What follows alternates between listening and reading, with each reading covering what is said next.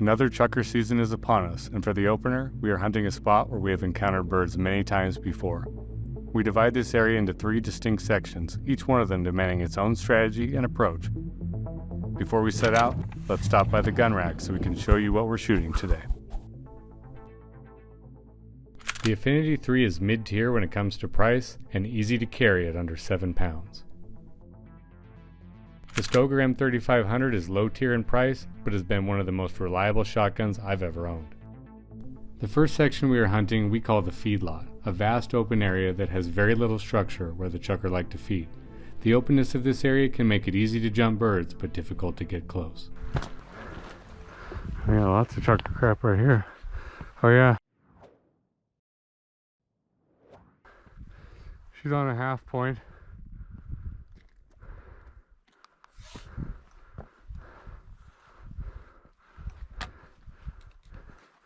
Good girl, Lance. Oh, there, I see one on the ground. Hold.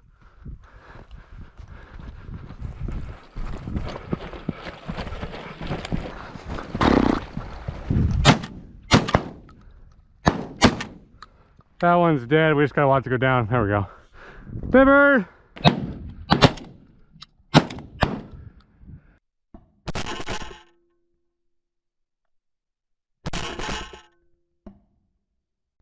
I knew the bird I shot was dead, but it had flown quite a bit of distance before expiring, so I knew I had my work cut out for me when it came to finding it. I put my trust in Annie and headed toward the spot I marked. Annie, you're the goat if you find this bird. Good girl. Annie, I see it too. Good girl. While I was finding my bird, Reed had found one of his birds, but needed Annie's help for the second. Annie locked up on point, and we assumed it was on Reed's second bird, but we were wrong.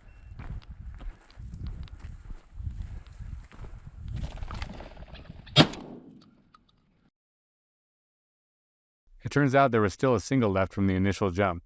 Annie quickly grabbed that bird and followed it up by finding the original bird we were looking for. On the way back, she did find my third bird. Way to go, Annie! We were off to a hot start after the initial jump with 4 birds in the bag as the result of some incredible dog work. This is Annie's second season. She might be young, but she finds chukar like a veteran. A number of birds from the feedlot flew into the area below the western cliffs, so we headed that direction despite the wind being less than ideal. Hold.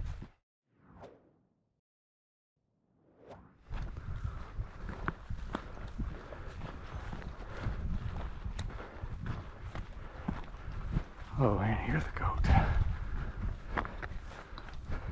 Got a strong wind, so this bird could be a ways up. Good girl. Hold.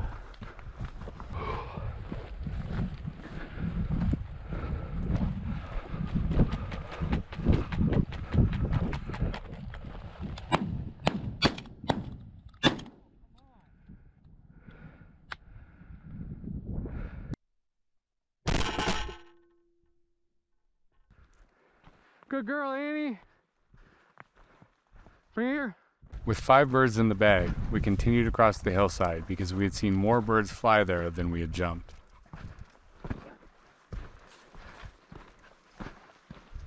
Oh, she's on point.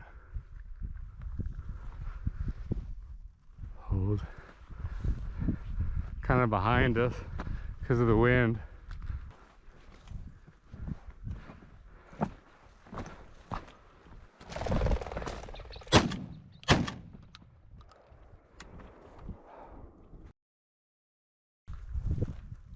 Anyway, oh, here it is.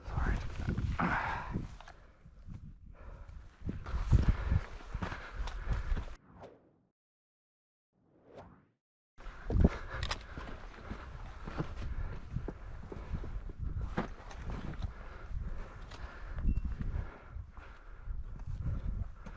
Boulder field here. We got to get the wind back in our favor.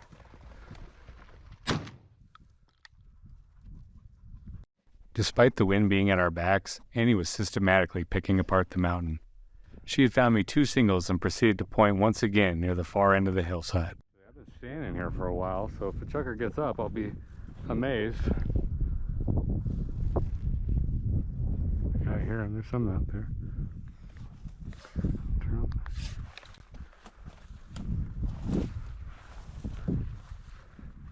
The way she's looking, it's like right in front of me. Okay. Okay. She's like, I'm not breaking, Dad.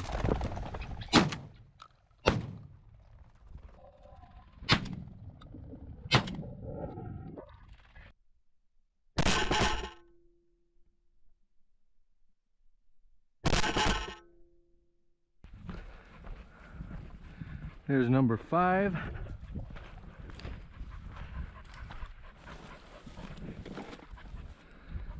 There, that's another mammoth jamma. There's number 6. At this point, Reed had harvested a limit, and I was trying to find my 4th bird.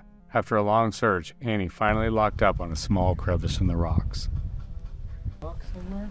Okay.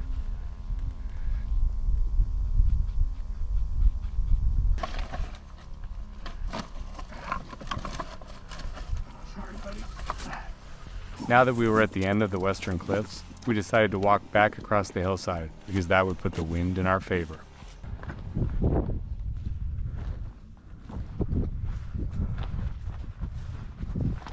Right there. Good girl, Annie. Yeah, nestled right in between the rocks. Good girl, Annie. Having exhausted the western cliffs, we decided to head toward the more treacherous eastern cliffs, where we had seen a number of birds fly from jumps throughout the day.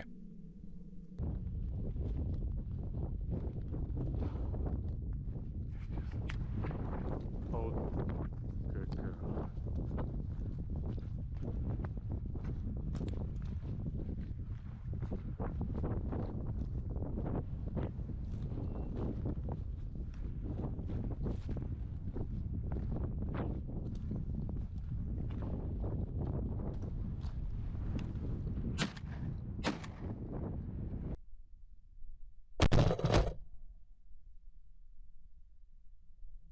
Good girl.